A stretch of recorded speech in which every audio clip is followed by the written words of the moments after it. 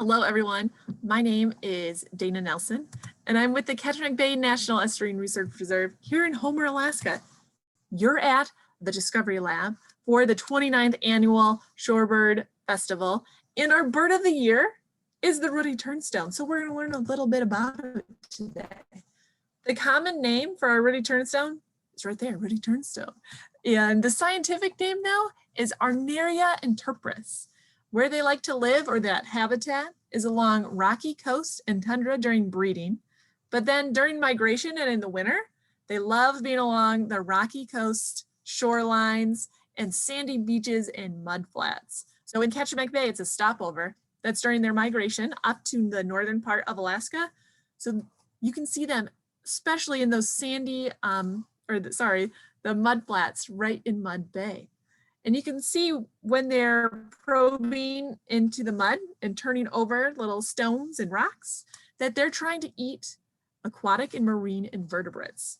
So that's part of their diet, a diet being food. And so aquatic is freshwater, aquatic is freshwater, marine is seawater. When we put those together, you have brackish water, and that is an estuary.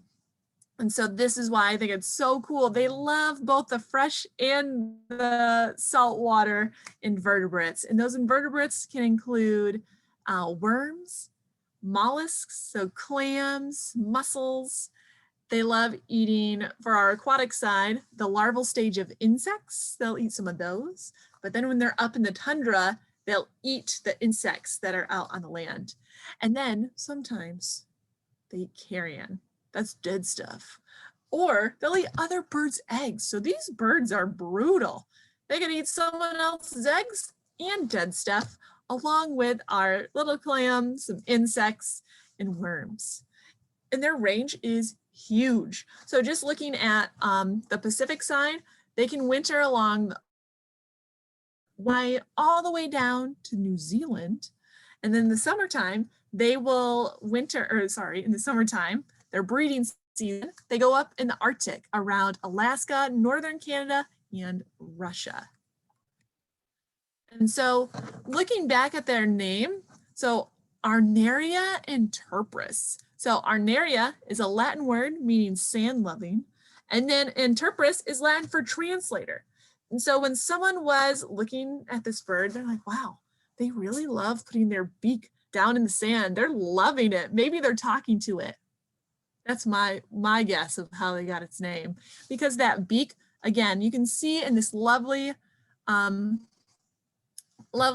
that our artist this year, Oceana Wells, has put together. You can see how that beak is turned just enough and tipping over, flipping those rocks. And then it probes into the sand or mud to get those marine invertebrates or aquatic invertebrates. Pretty cool. Here's another one. So this is a photo, and they're turning over that shell and trying to get some of the worms in the mud. And so as they're around, they're walking on those rocks, and you can see they have really bright orange legs, and they also will have a beautiful rusty color. And this is their plumage or feathers for breeding. So breeding plumage. But in the wintertime, they look a little different. So in the wintertime, if you are down in Florida or maybe Southern California or California coast, Oregon, you might see a Ruddy Turnstone, but it'll look a little different than what you see them in Alaska. It's because in the wintertime, they're not breeding. So they don't want to have those fabulous colors and be as pretty as they could be. It's winter. I'm not breeding right now. They're loving it down in the warm weather in Florida and all through Mexico coastlines. But then they have to fly all the way up to Alaska. And so they get all their beautiful summer plumage. And this is just looking at that range in North America. But what about South America? They can go all the way down, all along the Brazilian coast, on Peru, down in Ecuador, Chile. So they can fly up to more than 6,000 miles for migrating. So they might be migrating down from the southern point of Chile all the way up to northern Alaska. But are these found other places in the world? Yes. This bird, the Ruddy Turnstone, is found worldwide.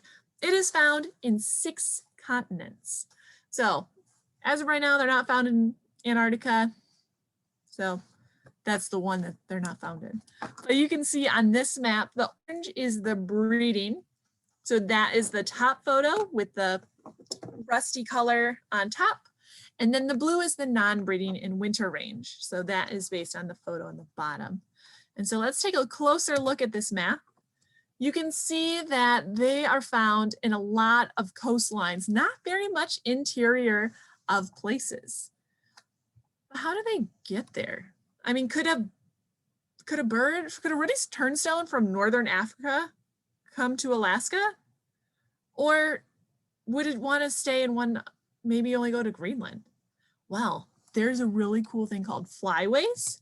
And we have about 9 flyways that we know of around the world. And within Alaska, we have 4 major flyways. So in red, one flyway right here, that is our East Asian and Australian flyway. So those are birds that are from Australia, part of New Zealand, Indonesia. They could be flying and coming to Alaska.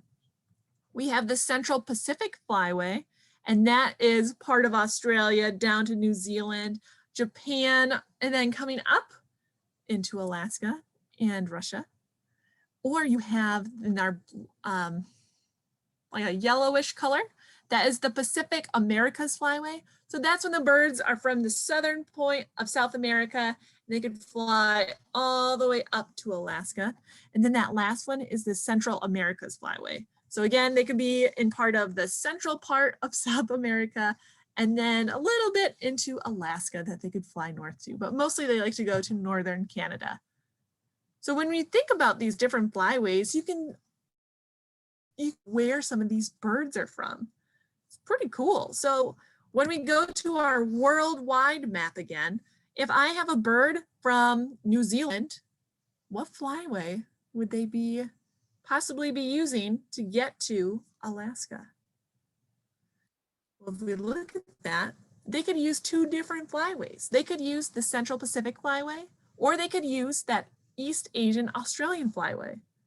Or if there is a bird in India, would they be coming to Alaska? So here's India right here. Could they be coming to Alaska? Would it be frequent, I should say, that they would be coming to Alaska? No, not as frequent, because that's just not part of that flyway. So it's within our, it just doesn't work for them. And that's okay. They will be staying up in the northern part of Russia. You can say a lot of flyways are going up to the northern part of Russia. So it's pretty cool to know about the different flyways so we can get an idea of where some of these birds might be flying from.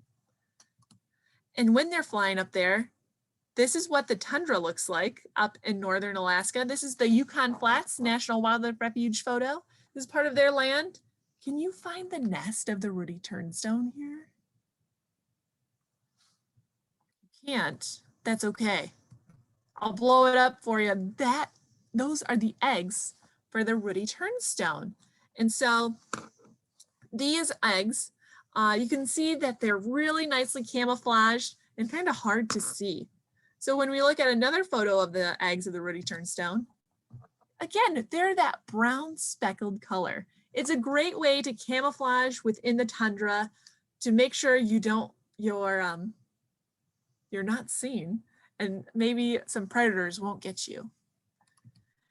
And so as you're out on the tundra, maybe if you go out in the summertime and you're in northern Alaska, be careful of where you step. There might be a nest around, and you might not see the bird because they blend in really well. So a recap of a brief overview of our Ruddy Turnstone. They are found worldwide. They will be in different plumage depending on where time of year. So if you're in Florida, in the wintertime, would you find the breeding plumage or the non-breeding plumage? You said non-breeding plumage, you are correct. If you are in northern Alaska in the summertime, would it be breeding or non-breeding plumage?